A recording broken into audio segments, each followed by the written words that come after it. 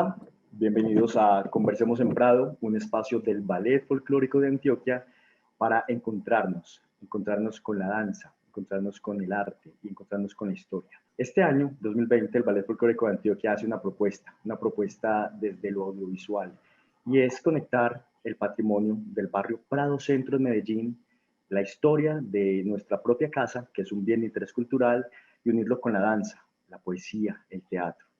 Para ello, queremos conectar diferentes posibilidades, diferentes puntos de vista, y hemos encontrado en la historia un conector muy fundamental e importante. Y hoy tenemos tres invitados muy especiales. Ellos son parte de un equipo de colegas historiadores que han querido vincularse y llegaron de manera especial y espontánea al Ballet Folclórico de Antioquia, y tienen definitivamente muchísimo que contarnos y compartirnos para ampliar esta posibilidad de lo que es Noches en Prado y contextualizarnos. Tenemos en primera instancia al doctor y maestro Óscar Mario García. Él es historiador, magíster en Historia Andina, doctor en Antropología por la Universidad de Sevilla y docente titular de la Universidad Nacional de Colombia. Tenemos también a María Mercedes Gómez. Ella es historiadora, magíster y doctora en Historia de la Universidad Nacional de Colombia. Y tenemos a Luis Fernando González. Él es arquitecto con maestría y doctorado en Historia de la Universidad Nacional de Colombia. A ustedes, bienvenidos al Ballet Folclórico de Antioquia. Muchas gracias. Muchas gracias. Placer, Diego, estar aquí con ustedes y con María Mercedes. Vamos a conectar un poco en contexto lo que es la nueva obra del Ballet Folclórico de Antioquia. Se llama Noches en Prado. Es una propuesta artística en la que decidimos que la casa Ballet Folclórico de Antioquia, que está ubicada sobre la carrera Palacé, una de las más importantes del barrio Prado Centro, y que habitamos hace 25 años, se convirtiera en escenografía. Por lo general, nuestra casa es el laboratorio creativo, es el lugar donde hacemos las clases, los ensayos, donde surgen los guiones para las diferentes propuestas, y esta vez, además de eso, se convirtió en el escenario, una locación para filmar una propuesta que nos lleve a esas décadas del 50 y del 70, especialmente en el barrio Prado Centro. Y contando una historia que sea cercana para todos, y más por esta época, como es la Navidad. Entonces, ahí poco a poco les iré dando daticos de lo que es Noches en Prado. Pero para iniciar, me gustaría preguntarles, ¿qué cataloga a Prado Centro como un barrio patrimonial? ¿Cuáles son esas características que nos permiten decir, por estas razones es un barrio patrimonial? ¿Quién quiere empezar? Eso es una pregunta para el maestro Luis Fernando. Maestro Luis Fernando. No, creo que el barrio Prado ha sido uno de los barrios más trabajados y definido como un barrio patrimonial en los diferentes estudios de los planes especiales de manejo y protección, e incluidos los planes de ordenamiento territorial, en razón a una tradición y creo que también a una mitificación por ser un barrio de excepcionales calidades en la traza urbanística. Cuando estamos hablando de la traza urbanística, en razón a unas calles amplias, con antejardines, arborización, cuya sociedad promotora que lideró Ricardo Lano tomó como ejemplo tanto el barrio Prado de Barranquilla, pero también barrios como el Vedado de La Habana, que él recorrió cuando hacía sus viajes a Estados Unidos y entraba a La Habana o iba a Barranquilla. Entonces, esas calles amplias, arborizadas, generaron un ambiente, un paisaje urbano muy bonito, porque además Ricardo Lano fue un gran promotor de la arborización en Medellín, en muchos espacios de Medellín, el bosque de Piedras Blancas entre ellos, pero también por el desarrollo arquitectónico dentro de ese urbanismo singular. Y ese desarrollo arquitectónico que cada familia de las élites de Medellín fueron ejecutando allí de acuerdo con sus intereses. Incluso, por ejemplo, en el caso del mismo Lano, él trajo un modelo de casa de París y lo replicó allí.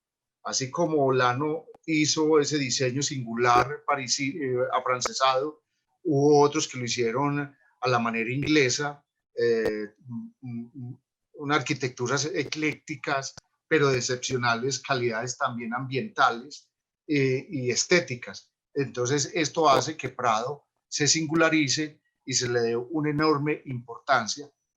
Pero aparte de eso, del mismo hecho de haber vivido las élites, porque no solo Prado tuvo barrios de esas casas de esas características, sino otros sectores de Medellín, pero que no se le ha dado la misma importancia de Prado debido a su prestigio social.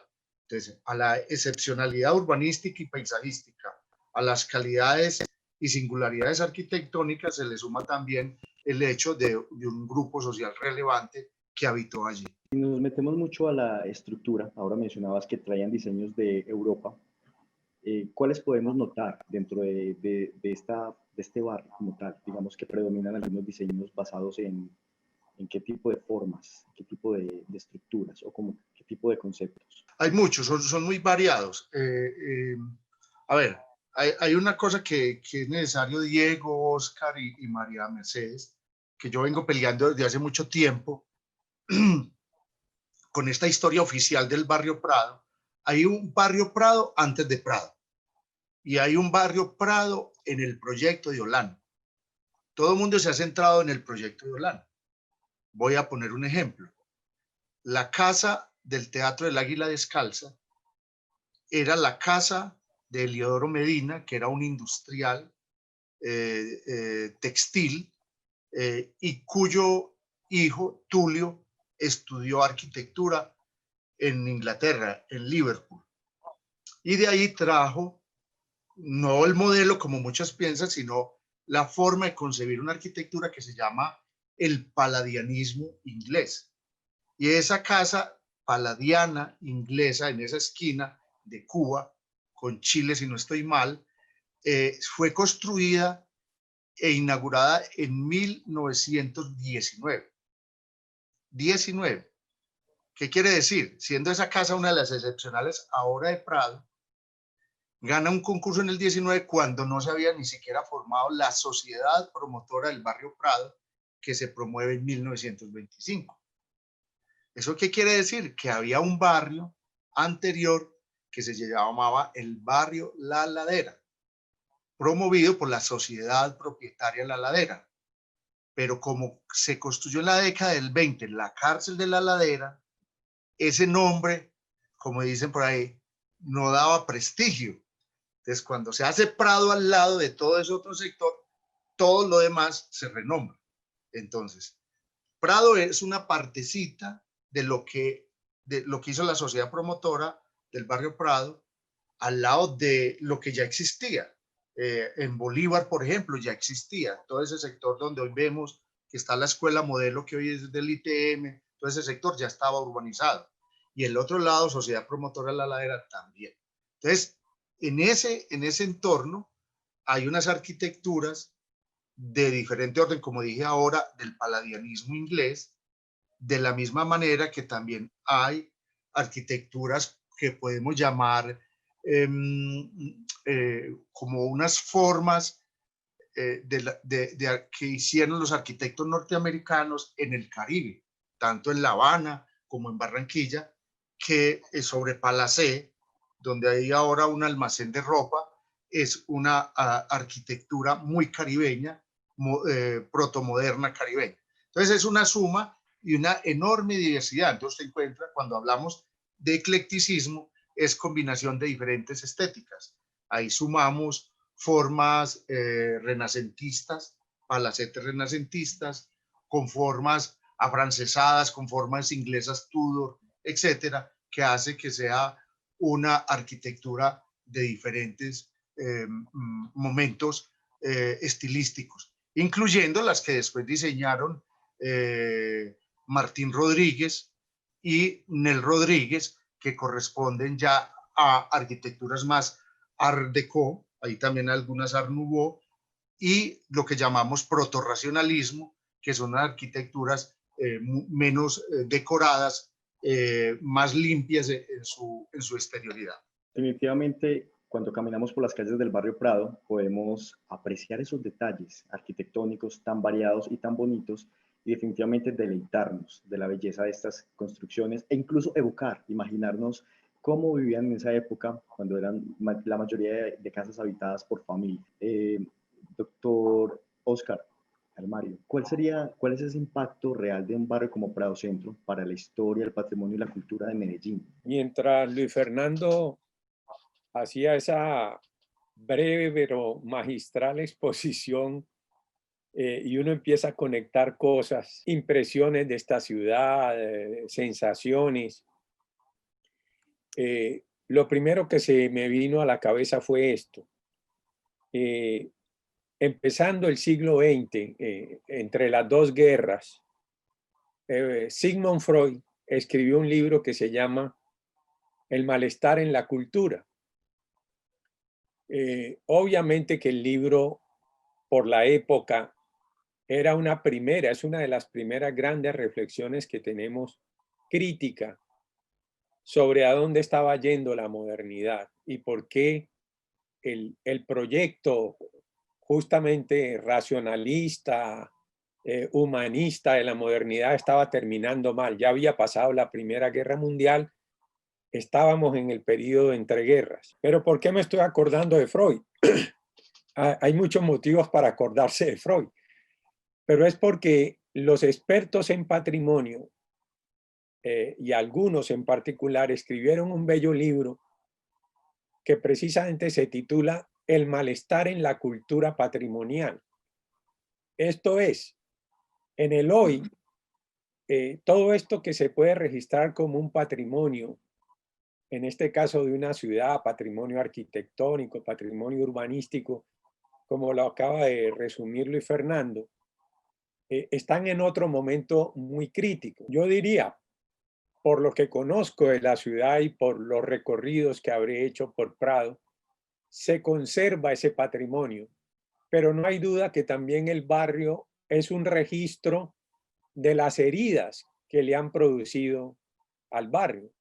Y de alguna manera, como toda ciudad, como como todo segmento de ciudad, un barrio es un testimonio de los momentos, digámoslo así, virtuosos o exitosos de una sociedad. En este caso, haber contado con diseños urbanos tempranos, con una sociedad de mejoras públicas, con arquitectos sensibles como Lano y otros, pues fueron momentos virtuosos de la ciudad. Pero es un hecho que hemos tenido también modernidades bastante desastrosas y bastante, digámoslo así, ecocidas y estéticamente muy agresivas precisamente contra esos patrimonios. Entonces, otra manera de leer a Prado o cualquier otro segmento de la ciudad sería preguntarse por realmente qué tanto de lo patrimonial ha logrado sobrevivir, pero inmediatamente otra pregunta, lo que ha sobrevivido, ¿por qué ha sido posible que sobreviva? A mí no me parece casual que buena parte de fundaciones, organismos no gubernamentales, proyectos culturales hayan encontrado en Prado, digamos, como su residencia, como su lugar de habitación, que es una nueva manera de habitar, ya no es la de las familias, esta es otra manera de habitar. Entonces, pues no soy experto en esos temas, pero simplemente tomo tu pregunta en el sentido más bien de problematizar dos o tres aspectos que inmediatamente se me vienen a la cabeza pensando en lo que todavía sobrevive de esa bella parte de la ciudad de Medellín. Yo creo que surgen muchísimas preguntas cada que abrimos una pestañita de lo que es Prado Centro como barrio, como patrimonio, como encanto de ciudad. Sí, estamos habitados ahora de una manera desde la institucionalidad, muchas viviendas y viviendas muy majestuosas son corporaciones, son diferentes agremiaciones, incluso nosotros tenemos nuestra propia casa ahí y ahora lo que estamos haciendo en la obra Noches en Prado es mirarla nuevamente como una vivienda donde habitaron familias, donde se contaron historias, donde pasan cosas cotidianas del hogar, donde hay una matrona, donde hay unos hijos, unos familiares que comparten diferentes espacios. María Mercedes, de pronto, ¿cuáles son esas manifestaciones tradicionales de comportamiento que se pueden apreciar en el barrio Prado Centro? Nosotros nos estamos centrando mucho en la obra en los periodos del 50 al 70. ¿Cuáles pueden ser esas manifestaciones que tuvieron gran acogida en ese momento?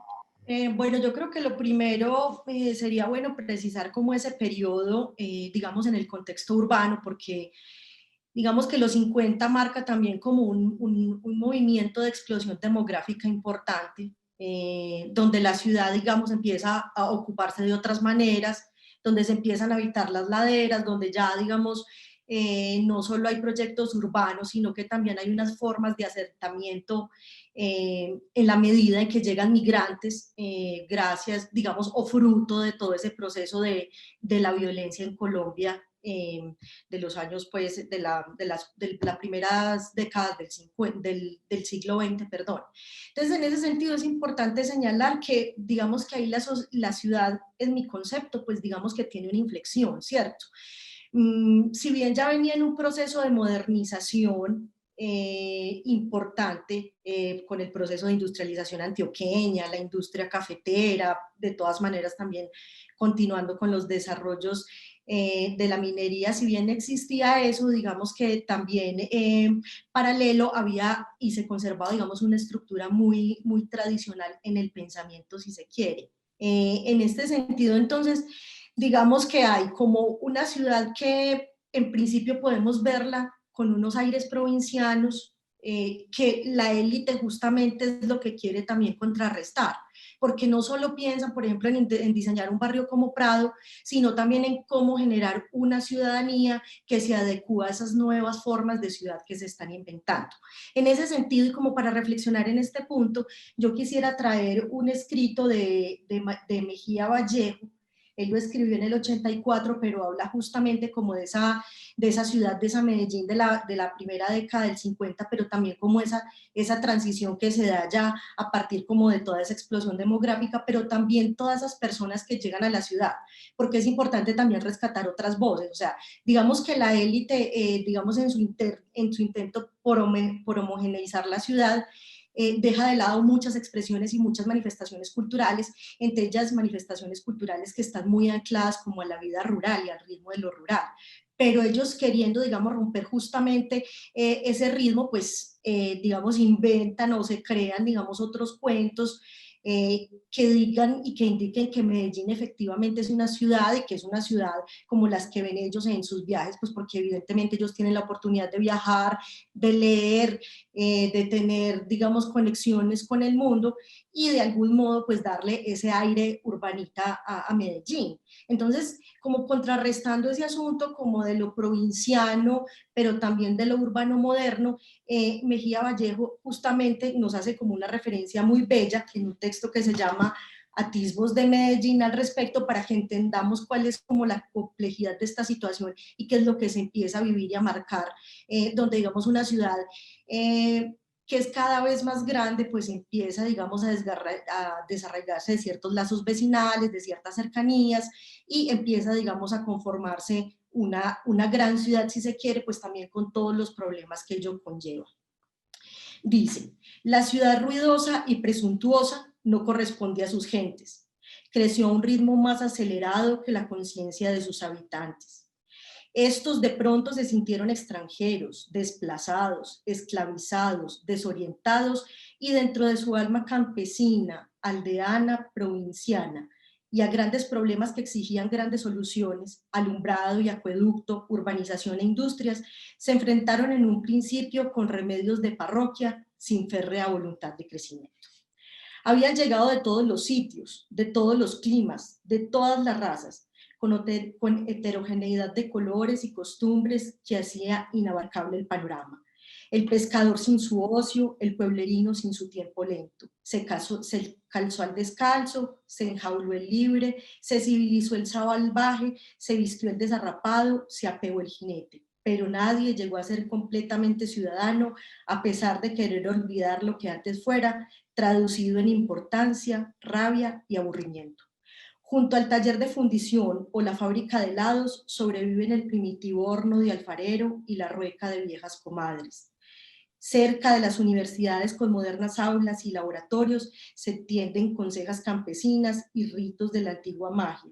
Mientras el científico investiga en su gabinete, el vendedor de específicos, serpiente al cuello, expende en suburbios hierbas y brebajes.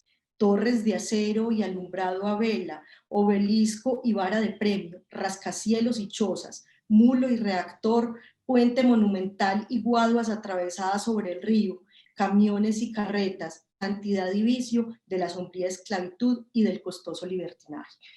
Digamos que este texto me parece apropiado justamente como traerlo a colación para mostrar eso. O sea, si bien, digamos, Prado de algún modo pues marca una centralidad de la, digamos, de la ciudad, de esa ciudad soñada y de esa ciudad utópica por parte de la élite, pues también se va extendiendo, digamos, otra ciudad en la que de todas maneras conviven nuevas y viejas prácticas, ¿cierto?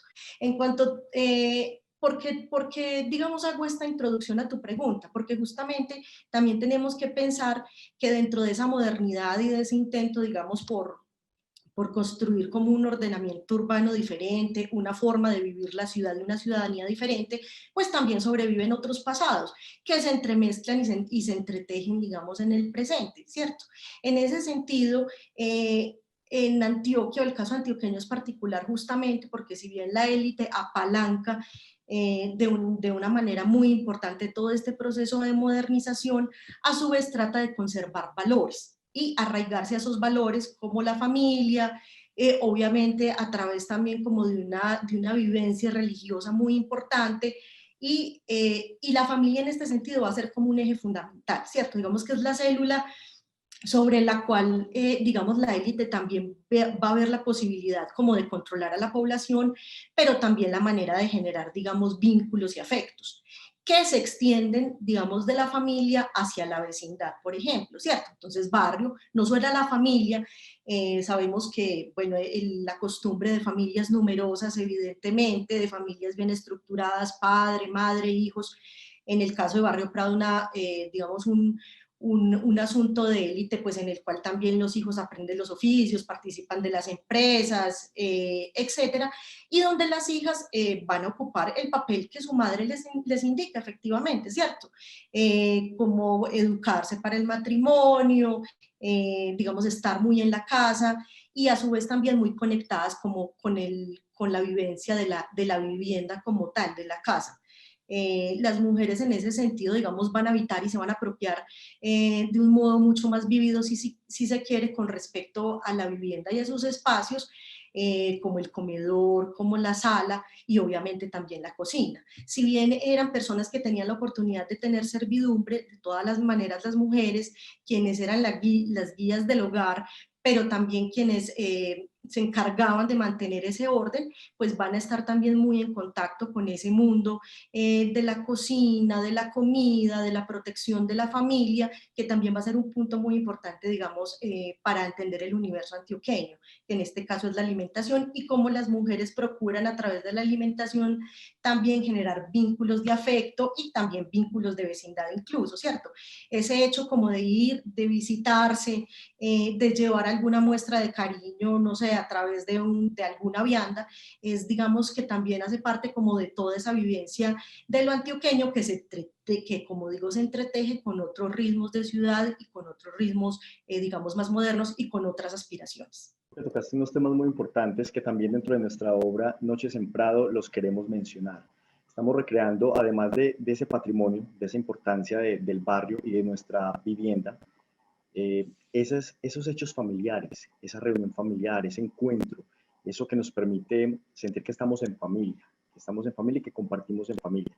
Y tocas ese tema además que hay dos puntos importantes. Uno, el papel tan fundamental de la mujer, digamos que ya dentro de la intimidad del hogar, cómo se apodera, dirige o gerencia, digamos, ese proceso de familia. Y también el tema de la hospitalidad, de la calidez, de la generosidad, de la vecindad, que creo que es muy importante. Cómo el antioqueño se caracteriza por eso, esas cualidades importantes que también los queremos resaltar y mencionar en la obra. Entonces, cómo esa generosidad del antioqueño ha marcado también historia en esto de patrimonio. Entonces, considero que es importante cuando empiezan ustedes a notar esos detalles, a compartirnos esos detalles que realmente consideramos claves como en esta fusión de lo que es Prado Centro como tal. Para nosotros es muy importante también esa cercanía, lo que representa, en este caso quiero que hablemos un poco más de los abuelos, de esos mayores que tienen un eje central dentro del dinamismo de las familias. Nosotros también lo manejamos en la obra. Y bueno, ¿qué tal si me cuentan por ahora alguna anécdota o algún recuerdo que tengan ustedes de sus abuelos? Los Bueno, que son antioqueños. Sí, pues Oscar es caleño antioqueño, así él no lo reconozca, pero bueno. Digamos que en el caso mío, cuando tú hablas del asunto de la caridad y la hospitalidad, que es algo, digamos, que trabajé también como en la tesis de doctorado, porque digamos que de algún modo yo he sido una persona muy crítica con la cultura antioqueña, creo que de algún modo, pues obviamente hago parte de eso, pero también tengo mis diferencias, ¿cierto? Con respecto como esa apología de la antioqueñidad, de la magnanimidad, pues, de los antioqueños y demás, pero también yo me ponía a pensar que a ese discurso también debía haber como alguna contraparte. Bueno, ¿qué tenemos también los antioqueños que nos hacen tan particulares de algún modo? Y yo creo que aparece y emerge ese valor que comentábamos en la primera charla que tuvimos, pues tras bambalinas, si se quiere, con respecto a la hospitalidad y a la caridad. Porque eso va a ser como un punto que hila no solo a la familia y a los distintos miembros de la familia extensiva, sino que se hila también alrededor de la vecindad. Y eso, digamos, que va a ser un punto fundamental, por lo menos como, digamos, en la cultura antioqueña más tradicional, porque también eso pues hay que anotarlo. O sea, cuando hablamos de cultura antioqueña, tenemos también una variedad y una diversidad cultural que es muy compleja definirla solo como en una narrativa. Pero si hablamos específicamente como de esa narrativa de lo antioqueño y de ese eje como de la centralidad de Medellín y de sus alrededores, como en toda la construcción de la mítica antioqueña, la caridad y la hospitalidad va a ser un elemento fundamental, digamos, para marcar como ciertas diferencias. Si lo traemos al presente, que también lo traía a colación anteriormente, yo me preguntaba, ¿cuál es el interés, por ejemplo, de un turista o por qué un turista se amaña, cierto, tanto en Medellín, aparte de muchísimas otras cosas que no vamos a tocar? Pero yo pensaba que justamente era ese gesto de la hospitalidad, ¿cierto? De aquel que te puede ayudar, de si me pierdo en una calle, pues encuentro quien me guíe, que si me siento en una tienda puedo hablar con el tendero y tengo una conversación, que si llego a un punto desconocido alguien me pone conversación, y eso digamos que es digamos una construcción muy, muy desde lo antioqueño. Entonces, cuando tú me preguntas de mi abuela justamente es como la que me permite entender este eje de articulación de la cultura antioqueña, porque pues mi abuela muy típicamente antioqueña, muy Marinilla, además pues que Marinilla además es como uno de los municipios en ese entonces, y no sé si todavía pues además más conservadores y como más entregados como a la tradición como tal, siempre tuvo ese gesto. O sea, a la casa de mi abuela, quien llegaba siempre se recibía con amor, siempre se recibía con esmero y con mucha atención. Pero además esa atención estaba muy ligada también, por ejemplo, a la alimentación. El gesto más típico de mi abuela alrededor de este asunto era ese. Ya comiste, te ofrezco algo, ven, vamos a comprarnos unos pan de quesos.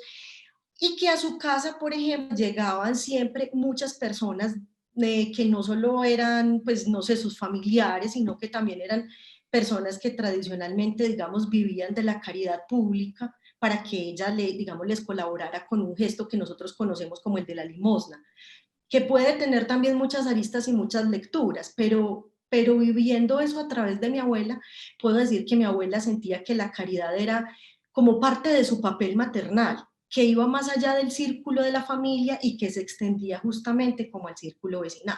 Entonces digamos, esa cercanía que se va tejiendo, que también es un gesto muy femenino, el dar amor, la compasión, el ofrecer, el estar pendiente de los demás, no sé, figuras, por ejemplo, como como la tía que se queda o la hija que se queda cuidando a sus padres, ¿cierto? Como todos esos personajes que se van hilando ahí, donde hay un gesto como de amor, un gesto de calidez que se va a enmarcar entre la caridad y la hospitalidad, atendiendo y recibiendo a todos aquellos que llegaban a su casa. Entonces, digamos que eso es algo como bien bonito que hay que pensarlo y repensarlo también como a la luz no solo desde las prácticas de las instituciones de caridad, que es desde donde más se ha trabajado, pero no tanto desde ese día a día en el cual la gente en su cotidianidad practica estos valores como la caridad y la hospitalidad. A eso que ha dicho María Mercedes, yo quiero agregarle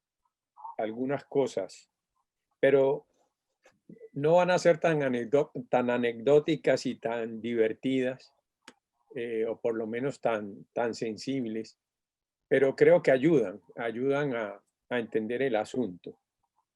Pueden sonar un poco abstractas o teóricas, pero la verdad es que toda cultura, digamos, se mueve en términos muy laxos, dicho esto, se mueve entre dos polos, entre unas cuestiones que uno puede considerar universales, es decir, toda cultura tiene una serie de necesidades, de requerimientos universales, comunicarse, protegerse, etcétera, y unos particulares, es decir, aquello que más específicamente la diferencia justamente cuando se compara con otras. Uno de los asuntos clásicos, llamémoslo así, de toda cultura, es el tema generacional, porque tú preguntabas por los abuelos. Justamente un problema cultural más trascendental de lo que creemos, sobre todo en esta posmodernidad banal y superficial, le hemos perdido la pista a estas cuestiones, pero esto era definitivo en el mundo social y sigue siendo definitivo de alguna manera, la relación entre generaciones, porque en últimas es a través de las generaciones como también la sociedad se reproduce, reafirma sus valores y le da sentido, digamos, de progresión, de futuro. Uno de los dramas de la especie humana es su finitud. Es decir, todos nos vamos a morir, ¿ya? Más temprano o más tarde. Pero eso, que es un asunto individual, las culturas lo resuelven con eso que los filósofos llaman la trascendencia. Es decir, cómo perdurar, cómo persistir, cómo permanecer. Y los mayores saben que la manera de permanecer es a través de su descendencia y a través de las nuevas generaciones.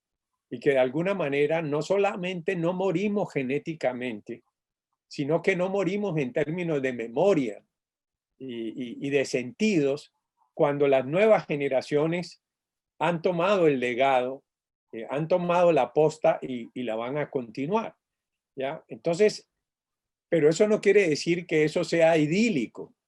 La idea del abuelo patriarcal que todos queremos, sí, es una imagen muy bonita, pero da una falsa impresión de algo que socialmente a veces es conflictivo, porque también las generaciones mayores son el principio de autoridad contra el cual se rebelan las nuevas generaciones. Hay un asunto de tensión que precisamente en eso consiste la maravilla de la cultura. Se sublima con invenciones. Entonces, digámoslo así, que el abuelo idealmente construido es una invención para superar la verdad de la tensión profunda que hay entre generaciones, ¿ya? Entonces, digamos que se desplaza a una figura mayor que anticipa la muerte, lo que seguramente sí es una tensión más próxima, que es con los padres, porque la tensión parece estar más entre hijos y padres. En cambio, con el abuelo, esa idea que tienen las mamás, que los abuelos son alcahuetas, que los abuelos hacen lo que los nietos quieren, que son manipulables, no tiene nada que ver con eso. Es una maravilla de la cultura, porque simplemente el niño o los jóvenes y los viejos se entienden más y se entienden más porque son los dos extremos de la vida y de la muerte. Los que están en la mitad están más en problemas, que son los que tienen que garantizar la autoridad, llevar los recursos a la casa, es decir, mantener la estructura patriarcal que tanto le gusta combatir a nuestra querida María Mercedes Gómez, ¿ya? Pero sin la cual, obviamente, esta sociedad antioqueña no hubiera podido sobrevivir. O sea que el tema es realmente muy denso, muy bonito y puede ir desde lo anecdótico a lo conceptual o a lo antropológico. Bueno, quise introducir este temita para complementar lo que había planteado María Mercedes. Es importante lo que nos mencionan, pero quiero escuchar también a Luis Fernando, que nos iba a contar algo. No, yo simplemente, yo no voy a ser tan profundo como el doctor Almario ni María Mercedes. Yo soy un poco más anecdótico porque hay dos figuras míticas, un abuelo por el lado paterno y una abuela por el lado materno, que son dos figuras míticas muy opuestas. Ese abuelo desconocido, hosco, distante, difícil, etcétera, pero que termina siendo mitificado al cabo del tiempo cuando comienzas a pensar que dentro de las pocas cosas que dejó fue una edición maravillosa de Las Mil y Unas Noches, que para mí fue extraordinario, en una casa que me llevaban y me aburría profundamente y me salvaba de ese aburrimiento esa obra literaria de Las Mil y Unas Noches. Pero que después uno entiende que era una especie de Melquiades, ese personaje de 100 años de soledad, porque era sastre, él mismo se hacía sus tizas, él mismo se curaba sus llagas, hacía sus pomadas, era un alquimista, digamos así. Era una figura rara por allá, por un lado, digamos, por el lado negro mío. Y por el lado blanco, paisa, una abuela típica que señala María Mercedes, la matriarca, que se sentaba a recibir todos los nietos en las reuniones dominicales en las afueras del pueblo y que siempre tenía un dulce, siempre tenía algo que dar para todos sus nietos, con un semblante bonachón, agradable, amable, que todos recuerdan de manera hermosa, pero que es también la personificación en el siglo XX, porque siempre pensamos la colonización antioqueña como una cosa muy lejana, míticamente lejana, y es de una pareja de recién casados envigadeños que salen a trasegar en pleno siglo XX, que dan a una colonización tardía que se da por los lados de Risaralda, el departamento de Risaralda, sea Belén de Umbría, Mistrató, y después recalan en el pueblo de Supía, en las afueras de Supía. Eso es un movimiento poblacional del siglo XX, porque ese tema de la colonización, si bien fue unas corrientes migratorias muy fuertes durante unos siglos, no deja de ser una colonización activa, un desplazamiento activo, y a ellos les tocó familias pobres en busca de la vida, en medio de la violencia bipartidista de los años 40 y 50, desplazarse en medio de esa violencia que creo que en parte describe William Ospina en esa magnífica última novela que se llama Guayacana. Estamos hablando acerca del barrio Prado Centro de Medellín, patrimonial histórico y cultural. Estamos hablando también de las diferentes viviendas, en este caso la del Ballet Folclórico de Antioquia, que es un bien de interés cultural, y nos estamos adentrando en las historias de las familias, esa composición, esa estructura familiar, esas características, esos rasgos que hacen notorio esta composición familiar. Quiero que ustedes, los que están viendo este conversatorio, nos dejen en los comentarios qué saben de Prado Centro.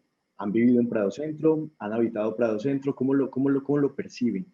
Y también esos recuerdos y esas anécdotas que tienen de sus abuelos, de sus abuelas y de sus padres en este momento histórico, que eso también lo reúne la obra Noches en Prado del Ballet Folclórico de Antioquia, a la cual estamos haciendo alusión. Para irnos entrando un poco más en la historia, nosotros hacemos un encuentro familiar, hacemos una celebración y quiero que toquemos un punto importante y es esas manifestaciones, esas celebraciones navideñas en esta época y en este barrio Prado Centro, y también esa música, esos sonidos que ambientaban estas fiestas. Sí, yo trato de un poco de conectar con lo que están haciendo ustedes desde el punto de vista artístico, musical, dancístico, y conectar esto, digamos, con los problemas, vamos a llamarlo así, socioantropológicos de una sociedad urbana. Y hay un tema que sí es de los expertos, pero eso no quiere decir que no se pueda entender en términos más o menos coloquiales, que es la célebre oposición entre tradición y modernidad. Es decir, se asume que estamos hablando, cuando se habla de ese binomio, eh, de realidades que se excluyen. Es decir, lo tradicional es lo contrario de lo moderno. Y, y la gente suele referirse más o menos con sentido común a las tradiciones para tener en cuenta unos rituales, unas fiestas, unas prácticas que se hacían en el pasado. Pero realmente, en estricto sentido, algo del pasado o que haya ocurrido antes, no por ello es tradicional. Dicho en otros términos, la fiesta que llamamos navideña, de alguna manera es ya una fiesta moderna. Pero esto precisamente conecta las dos cosas que anoto como tradición y modernidad. Con otras palabras, ninguna modernidad nace de sí misma. La idea de ciertos modernos de que la modernidad nació con ella misma es lo más absurdo del mundo. Todo tiene un antecedente, todo tiene precisamente unas raíces, todo proviene de algo. Y en ese sentido, lo que hay que entender cuando digo que las fiestas que llamamos tradicionales en realidad son modernas, es que fueron reinventadas en las condiciones modernas. Precisamente cuando se configura una nueva ciudad, cuando se configura una nueva estructura familiar, cuando se configuran una serie de expectativas, la tradición juega un papel para que se reinventen precisamente los valores sociales, las jerarquías, los principios de orden, y las fiestas y los rituales navideños no estaban exentos de eso. Tenían un enorme poder, precisamente porque en primer lugar tenían la capacidad de reunir las familias, no solamente en Medellín o en Antioquia. La Navidad es un fenómeno, digamos, del horizonte cristiano, y en ese sentido es tremendamente universal, ¿ya? Pero pocas fiestas como las navideñas precisamente congregan tanto, con tantos sentimientos al mismo tiempo. Es cierto que también hay carnavales y otro tipo de fiestas, pero lo particular de la fiesta de Navidad es la confluencia de sentimientos, de simbolismos y de sentidos que confluyen en tiempo, en espacio y a través de una serie de mediaciones, como son precisamente los encuentros, como son los festejos familiares, los dulces, los manjares, la cena, y eventualmente el baile, que los antioqueños, que como había dicho Zuleta, no bailaban porque los curas les habían controlado el movimiento, y faltaron negros en esta tierra para meterle un poco de sal y pimienta a la cosa. Pues el hecho de que intentaran o se apropiaran de músicas en estos tiempos, indica precisamente todo el poder de esas festividades. Tomar las orquestas costeñas, la música de los negros de la costa atlántica, el vallenato y el primer vallenato sobre todo. Bueno, yo soy medio aficionado a la música y una cosa es el vallenato con acordeón y otra cosa es con guitarras, ¿ya? Y aquí se bailó más el vallenato con guitarras, tipo Bovea y sus vallenatos y otros así, pero también, por supuesto, todos los maestros de las grandes Big Band de la costa atlántica. Pero insisto en ese punto, la festividad navideña es reinventada sobre la misma reinvención de la ciudad, de la familia, y por eso la fiesta se renueva generación tras generación. Pero la pregunta de fondo es ¿por qué conserva su encanto? Y yo diría porque logra eso, la confluencia de sentimientos y un principio de algo que mencionó ahora María Mercedes, la utopía.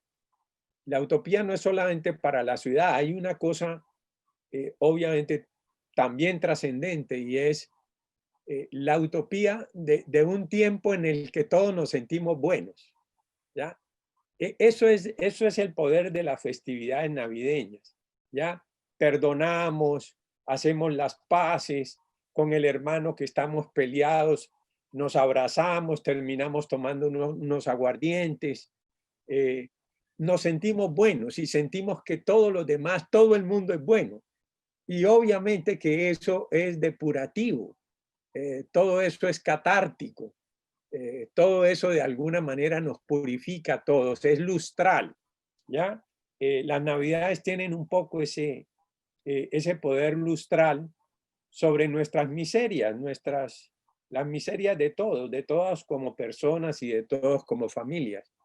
Y en ese sentido son muy poderosas y por eso han tenido la capacidad de reinventarse. Bueno, hablo primero, listo. No sé, justo pensando en este conversatorio, pues me di como a la tarea de buscar como algunos pasajes literarios acerca como de esa vivencia de la Nochebuena. Incluso encontré un texto de Tomás Carrasquilla, no sé la fecha exacta, supongo que es de las primeras décadas del siglo XX, que se llama De la Navidad. Y digamos que él hace una descripción muy bonita que en parte, digamos, son asuntos que tratamos de conservar a hoy, pero que obviamente por muchos asuntos, justamente por transformaciones culturales, pues ya no hacemos. ¿Cierto? Por ejemplo, el globo. Pues el globo muy lindo, ¿no? Pero el daño ambiental que tiene, la pólvora, las consecuencias que tiene. Cierto, eso como que varía, pero Tomás Carrasquilla habla mucho como de esos elementos, pero con, digamos, con bucolismo y con tristeza. Ahorita oyendo hablar justamente al doctor Oscar Almario, pensaba yo justamente como que esa relación con el pasado, de algún modo siempre es, o en la mayoría de las veces resulta como nostálgica, porque tanto Tomás Carrasquilla como Sofía Ospina de Navarro, que Sofía Ospina de Navarro justamente es una de las mujeres pues de la élite antioqueña, con la que además nuestras madres aprendieron a cocinar porque ella es quien se encarga como de hacer un manual de cocina, pero que además es cronista, es escritora, es columnista, también deja como un sentido como de nostalgia de lo que era la Navidad anteriormente y de lo que ya no es. Estamos hablando de una Sofía Ospina de Navarro que atraviesa buena parte del siglo XX y ella rememora en su texto de La abuela cuenta, que son una serie como de pequeñas crónicas de esa Medellín de principios del 20, pues cómo era esa Navidad, cómo era esa cercanía, la importancia de reunirse en familia, pero que de algún modo ella siente que con ese proceso como de modernización, si se quiere, pues son cosas que se van perdiendo, pero pues estamos hablando incluso de principios del 20 y aún ellos, tanto Tomás Carrasquilla como Sofía Ospina de Navarro, consideran que efectivamente hay tradiciones o que la Navidad ya está realmente perdiendo su magia. Sin embargo, leer esto es de algún modo también reconocer que hay ciertas continuidades con todas las reinvenciones que tenga. O sea, ya nosotros no prendemos un globo de mecha, pero hay un globo ecológico, ¿cierto?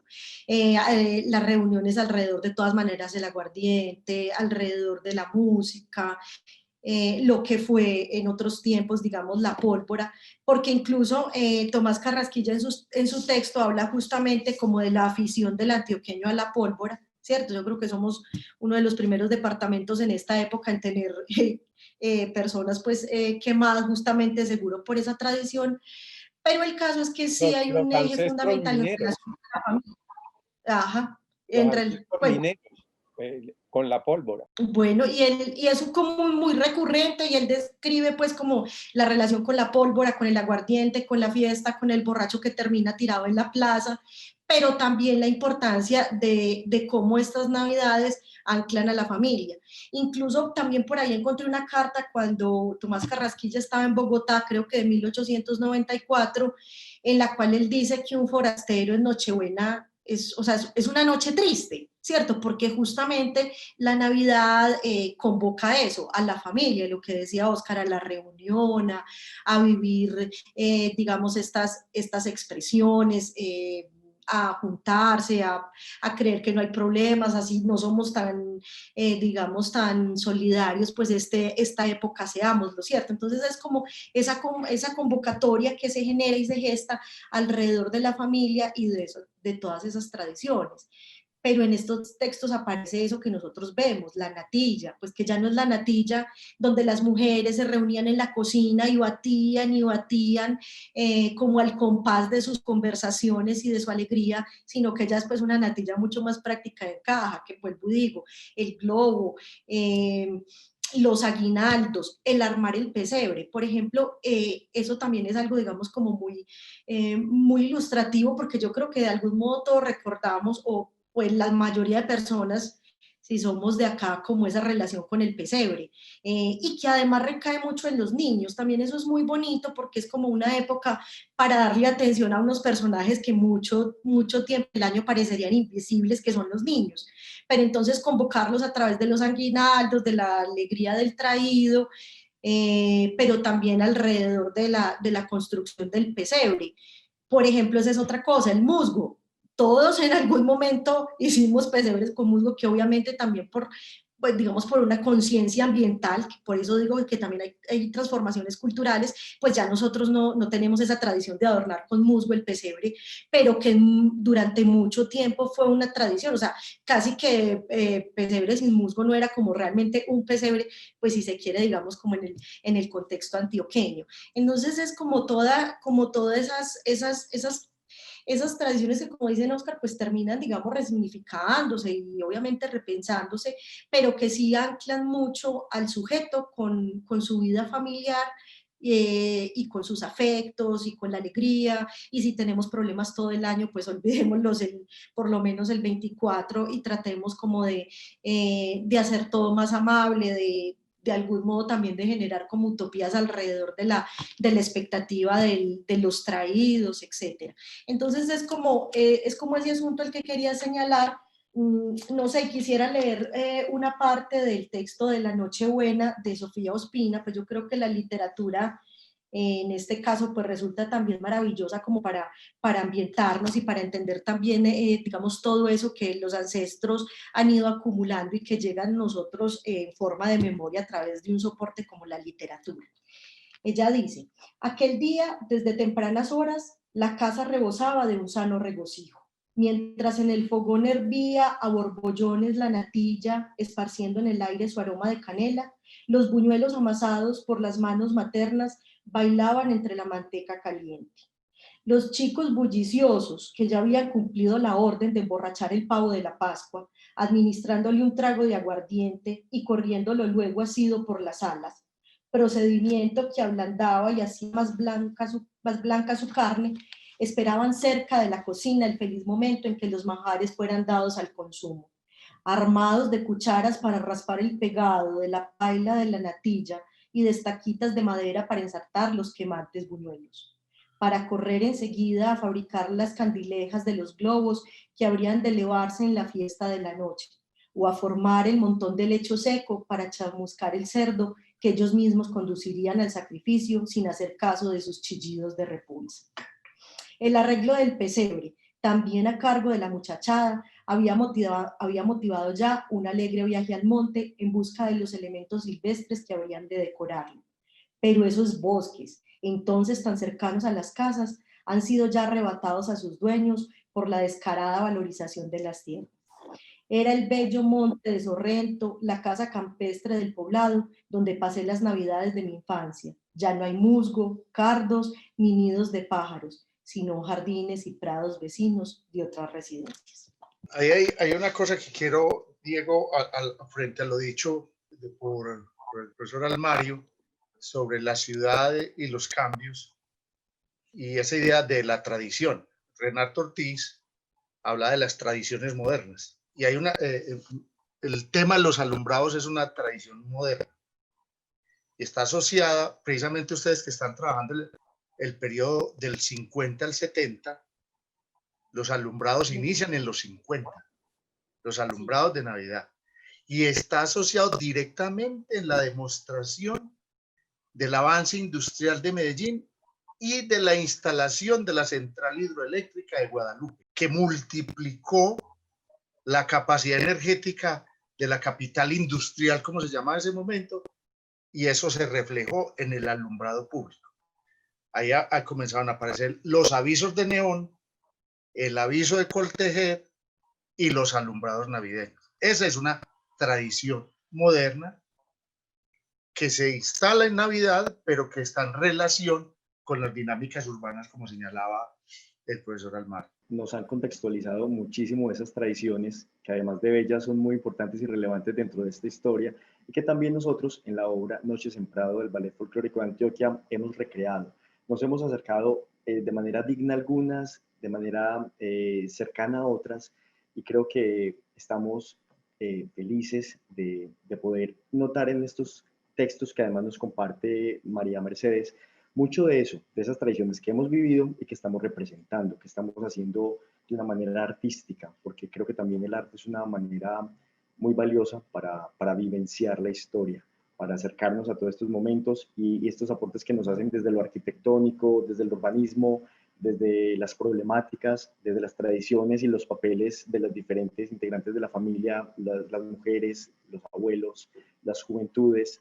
Creo que conectan muy bien para la propuesta que estamos nosotros llevando, en este caso, a una propuesta audiovisual.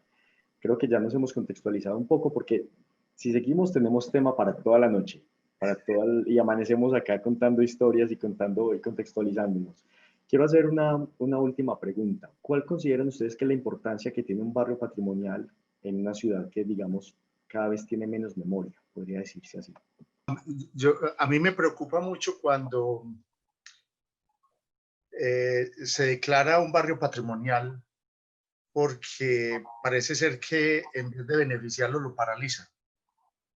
Es un enorme contrasentido de las políticas alrededor del patrimonio. Todas las ciudades deberían o tienen por principio unos centros históricos, unos barrios singulares que muestra lo que ha sido la evolución urbana, la evolución arquitectónica, estética, material, etc. Medellín es una ciudad de desmemorias. Medellín no es una ciudad de memorias, que tiene un centro histórico que no es un centro histórico en el sentido estricto de la palabra, al que se le ha dado duro. Y desde los primeros planteamientos del Plan del Centro de 1968, casi las mismas patologías detectadas, diagnosticadas y planteadas en el 68 permanecen. Pero aparte de eso, la dinámica inmobiliaria en las últimas décadas del siglo XX, principios del XXI, arrasó mucho del contexto urbano. Medellín ha hecho esfuerzos políticos puntuales. Entonces mostramos una casa restaurada. Entonces usted tiene la casa SEA restaurada en medio de una pérdida contextual. La Casa Barrientos, salvamos una de las, no la más importante, de las casas quintas de la Santa Elena. Entonces, normalmente se ha decantado por restaurar edificios aislados y no los contextos. Pero aparte, en el caso deberían existir otros barrios, Laureles.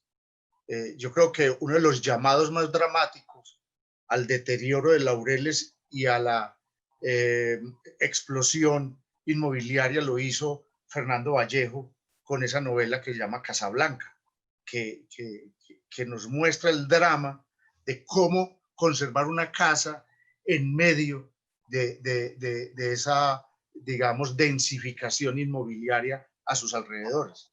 Es impresionante. Casi nadie lee Casablanca o muy poco se habla de Casablanca cuando es un llamado a ese tema del patrimonio. No debería ser solo Prado.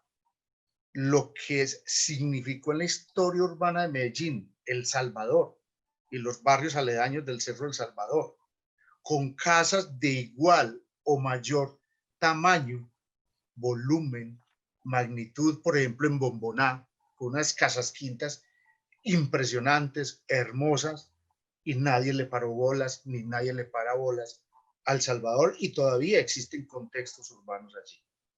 Pero aún así, siendo importante un barrio patrimonial como en el caso de Prado, no hemos tenido la política pública suficiente y permanente, sistemática, de que pasen gobiernos para que Prado mantenga, digamos, un contexto de dignidad y no entre a esos procesos de deterioro, a esos procesos de expulsión de población y sobre todo a la pérdida de mucho del carácter que hace que este barrio sea patrimonial. Entonces pareciera que la política termina siendo aún contraproducente y por eso mucha gente prefiere que su casa se deteriore para poder, con ese riesgo inminente, después tumbar y construir un edificio. A mí me ocurrió una anécdota porque mucha gente piensa que esto pues, es muy excepcional. Dice, ¿por qué en Colombia hay que darle incentivos a la gente para que permanezca el patrimonio? En un evento en México, un italiano se sorprendía, ¿cómo así? ¿Cómo así que hay incentivos? Si en Italia, por ejemplo, una casa se vuelve patrimonial, en vez de subvalorarse, se sobrevalora, aumenta de precio, porque hay valores, unas externalidades intrínsecas a esa declaratoria. Aquí es todo lo contrario. Se deprecia el bien y se quiere acabar. Entonces, ahí hay un problema que no hemos podido resolver y que las declaratorias de planes especiales de manejo, inclusiones en el plan de ordenamiento territorial, no van acompañadas con acciones efectivas, sistemáticas, permanentes y siempre me ha parecido más intervenciones demagógicas y muy puntuales. Cuando hace un rato me refería al malestar en la cultura patrimonial, de alguna manera estaba, digamos, aludiendo a problemáticas tan precisas como la que acaba de ubicar Luis Fernando. Yo pienso que sí, el debate del patrimonio hoy es un debate que viene desde la UNESCO. O sea, ustedes que están metidos en el tema cultural como Ballet Folclórico de Antioquia lo saben muy bien. El entorno, digámoslo, global ha cambiado muchísimo esto. Y lo ha cambiado, a veces pareciera para bien, porque hoy se reconocen, por ejemplo, patrimonios inmateriales. Antes había una idea muy materialista, digamos, de lo patrimonial, pero si eso no va de la mano de lo que podemos llamar una nueva cultura ciudadana sobre la importancia de la historia, sobre la importancia de la cultura, y en ese contexto de los hitos arquitectónicos, urbanísticos, pues obviamente lo patrimonial va a quedar simplemente como unos lugares desconectados precisamente del conjunto de la ciudadanía. La mejor defensa para aquello que vale la pena conservar patrimonialmente precisamente es que haya una ciudadanía informada, educada y apropiada de por qué ahí hay un valor. Y obviamente que eso va más allá de los objetos y tiene que ver con labores muy complejas donde tiene que intervenir el Estado, las entidades culturales, las universidades. O sea, es una tarea muy desafiante, pero muy valiosa. Yo creo que cuando intuí la importancia, por ejemplo, de esta conversación, tiene que ver con eso. Si una entidad como el Ballet Folclórico dice, queremos conversar con unos académicos para ver cómo conectamos algunas cosas, yo intuí, sí, puede ser interesante para ellos y para nosotros, justamente por este tipo de temas. Por supuesto, ustedes tienen que defender el patrimonio que tienen que defender la casa como patrimonio, pero hay que hacer una conexión ciudadana, ¿ya? Y hay que relacionar esto con los desafíos de la época, que precisamente son muy grandes en relación con el valor de las cosas de acuerdo con lo que predomina en el medio, ¿ya? Y hay que invertir precisamente los asuntos. El mercado no puede ser más importante que la vida de una ciudad. Eso tiene que ser claro, ¿ya? La vida de una ciudad es la vida de todos, de la diversidad, y eso en sí mismo es un valor inapreciable. El mercado no puede entonces pretender imponerse sobre la ciudad, y parte de lo que es una ciudad es sus valores patrimoniales. Pues yo no soy, como Luis Fernando, un experto en el tema, pero esa es mi manera de responder a la pregunta. Ahora hablaba de lo bonito que era tomarse el tiempo para detallar las construcciones de Prado, de evocar cómo sería la vida, pero creo que a veces se nos vuelve paisaje en el sentido de que hay otras realidades, nuevas migraciones, digamos por problemáticas sociopolíticas latinoamericanas, que ya nos roban el foco. Y como lo mencionas, como Ballet Folclórico de Antioquia, estamos bajo esa mirada y ese contexto de volver a resaltar y a darle valor a Prado Centro como patrimonio y también como entidad cultural que somos. Entonces, a través de esta propuesta también de Noches en Prado, un primer acercamiento porque queremos hacer otros, estamos resaltando tanto el patrimonio como la historia de este barrio, que ahora nos mencionas que hay otros también con igual de importancia, y también esos valores, esas conexiones familiares y esas celebraciones y esas tradiciones que van en torno a la Navidad y a la celebración del fin de año. Y ustedes, como aliados, como conocedores de la historia y también como aportantes para estas ideas, para estos guiones y para todo lo que quisimos llevar a escena, creo que es muy valioso y muy agradecidos desde Ballet Folclórico de Antioquia por su participación. Creo que nos estamos acercando al final. Quiero agradecerles definitivamente por este espacio que nos brinda, por su tiempo, por compartir con nosotros y con todas las personas que nos están viendo en este momento, este espacio de historia, de arte, de anécdotas, definitivamente de reconocernos a través de una ciudad y a través también del patrimonio. Quiero de verdad dar gracias y bueno, unas últimas palabras para terminar. Okay. Primero, de mi parte, la gratitud es para la directora Zuleima Asprilla, quien me contactó para iniciar estas conversaciones con mis colegas Luis Fernando y María Mercedes, porque sacrificaron algo de su tiempo para atender esta invitación y esta conversación, pero yo sabía que ellos podían ser, como lo han mostrado, muy pertinentes para esto que se está haciendo.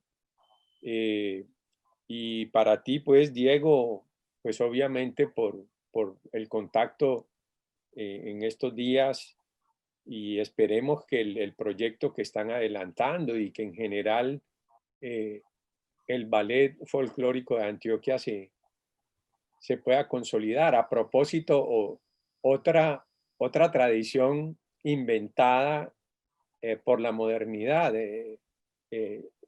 la de relacionar ballet y folclore. Estuve pensando en eso y justamente es un asunto muy interesante porque son dos tradiciones en principio distintas. El ballet tiene un origen, digamos, renacentista y clásico, mientras que el folclore, como su nombre lo indica, tiene una raíz popular, pero justamente esa combinación delata algo de lo que conversamos hace un rato.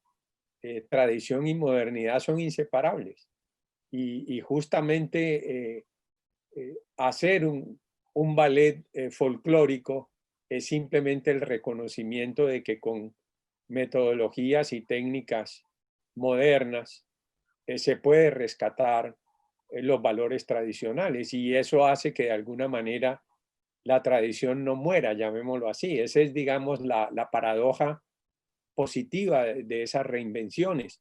Pero bueno, estoy agregando otro punto a lo que era ya una despedida. Pero no, ese es un tema que ya habrá pues otros espacios, ojalá pospandémicos y mediando una relación más de contacto directo para conversar. Pero no, de veras, muchas gracias por la confianza en que podamos conversar estas cosas. Y mis amigos y colegas, no sé cómo quieren despedirse. No, yo agradecer pues la invitación porque realmente cuando uno ve que hay una entidad cultural intentando no solo sobrevivir, sino avanzar en un proceso más amplio para que la gente introyecte el tema de Prado a través de una propia obra, pues, más que necesario que quienes nos hemos estado preocupando por el tema de patrimonio desde hace tiempo, así a muchos no les guste lo que opinamos, es muy importante apoyarlo y pues me sientes agradecido de poder debatir y sobre todo María Mercedes que hizo también la tarea, que buscó fuentes y todo, imagínense. El juicio. El juicio, eso muestra lo juiciosa que yo no sé desde cuándo pues está así, pero es una maravilla. Y de verdad dijo muchísimas gracias y por la invitación a Oscar también muchas gracias por la invitación y siempre es un placer, mejor dicho, trasladamos una tertulia de una mesa de Carlos R. Restrepo a la virtualidad. Así es. Muchas gracias. María Mercedes. Bueno, no, pues obviamente agradecer esta oportunidad. Yo también, pues como conversaba con ustedes en un encuentro anterior, encuentro muy estimulante, pero además muy importante este asunto de generar nuevos lenguajes, digamos, para hablar de historia, para hablar de patrimonio. Creo que buscar otros soportes, otros apoyos que además den más cercanía y nos permitan generar, digamos, más afectos con respecto a estos temas, tiene que ser una apuesta constante y por eso lo aplaudo y agradezco pues la confianza de este par de hombres y la posibilidad como de haber participado, de contextualizar, pero sobre todo como de aportar a esta apuesta que el ballet folclórico tiene. A nosotros la danza es nuestro proyecto de vida y lo hacemos con el amor, la pasión, la disciplina que se merece. Pero cuando podemos enriquecerla de otras disciplinas y podemos contextualizarnos, en este caso de la historia y de todos estos elementos, para contar una particularidad de nuestra casa, de nuestro sector que habitamos todos los días, creo que es algo verdaderamente maravilloso.